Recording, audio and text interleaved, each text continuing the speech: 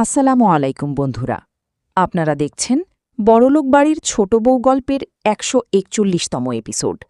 ভিডিওটি শুরু করার আগে একটি লাইক এবং শেয়ার দিন, আর চ্যানেলটি সাবস্ক্রাইব করতে ভুলবেন না।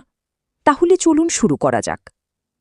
ভিডিওটির শুরুতেই দেখা যায় জজ সাহেব অহনাকে জিজ্ঞাসা করেন, তার কি কোনো দাবি আছে? তখন অহনা শান্ত গলায় বলে, যে মানুষটা তার সাথে থাকতে চায় না, তার টাকায় সে নিজের জীবন কাটাতে পারবে না, তাই সে অর্জুনের কাছ থেকে কোনো টাকা নেবে না। অহনার কথা শুনে জজ সাহেব অবাক হয়ে যান। তিনি অর্জুনকে বলেন, আপনি সত্যিই অনেক ভালো একটা মেয়ে পেয়েছিলেন। আজকাল কেউ এত সহজে সবকিছু ছেড়ে দেয় না। তখন অর্জুন বলে, অহনা কখনো আমার দিকে খেয়াল রাখেনি। ও সবসময় অন্যদের সমস্যা নিয়ে ব্যস্ত থাকত, অন্যায়ের বিরুদ্ধে কথা বলত। অহনা সঙ্গে সঙ্গে জবাব দেয়, আমার কাছে স্বামীকে ভালোবাসা মানে শুধু স্বামীকে নয়, তার পুরো পরিবারকে ভালোবাসা।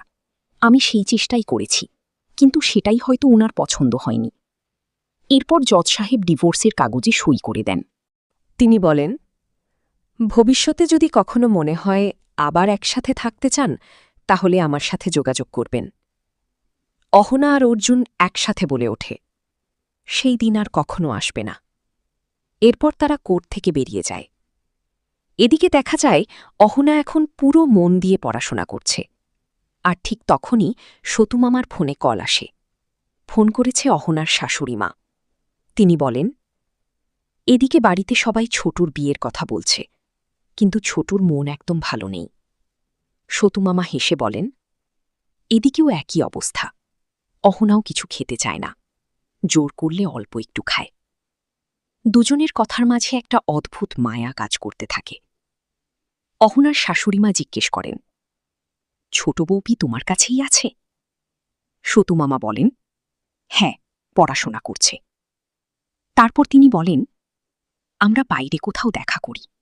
বাড়ি থেকে বের হতে গেলেই আমাকে নাটক করতে হয়। সতুমামা রাজি হয়ে যান।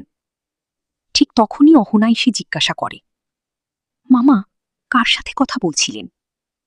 মামা একটু লুকিয়ে বলেন, গ্রামের এক পুরনো বন্ধুর সাথে। অহনা অবাক হয়ে বলে, আপনার তো আগে কখনো এই বন্ধুর কথা শুনিনি।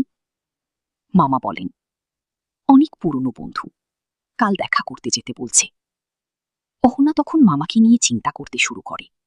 সে বলে, এই গরমে দুপুরে বের হবেন না, সন্ধ্যাবেলা যান। মামা হেসে বলেন।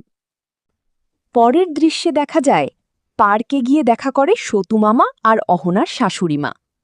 অহনার শাশুড়িমা রাগ দেখিয়ে বলেন, আমি এতক্ষণ ধরে অপেক্ষা করছি, আর তুমি এখন এলে? সতুমামা হেসে বলেন, দেরি হয়েছে তোমার ছোট বৌমার জন্য, দুপুরে আমাকে বের হতে দেবে না বলে দিয়েছে। এই কথা শুনে অহনার শাশুড়ি মায়ের মুখে হাসি ফুটে ওঠে। ঠিক তখনই এক বাদামওয়ালা এসে তাদের দাদু দিদা বলে ডাকে। এটা শুনে অহনার শাশুড়িমা রেগে যান, কিন্তু সতুমামা হেসে বলেন, এই বয়সে দাদু দিদা বললে ক্ষতি কি? তারপর বাদামওয়ালা জিজ্ঞাসা করে, দিদার মাথায় সিঁদুর নেই কেন? এবার অহনার শাশুড়িমা আরও রেগে যান। এরপর সতুমামা আসল কথায় আসেন। তিনি বলেন, এবার বলো, কি জন্য ডেকেছ? তখন অহনার শাশুড়িমা গভীর নিঃশ্বাস ফেলে বলেন, আমি ঠিক করেছি ছোটুর আবার বিয়ে দেব। এই কথা শুনে সতুমামা একদম চুপ হয়ে যান।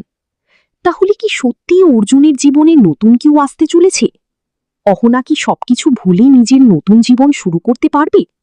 জানতে হলে পরবর্তী পর্ব অবশ্যই দেখুন।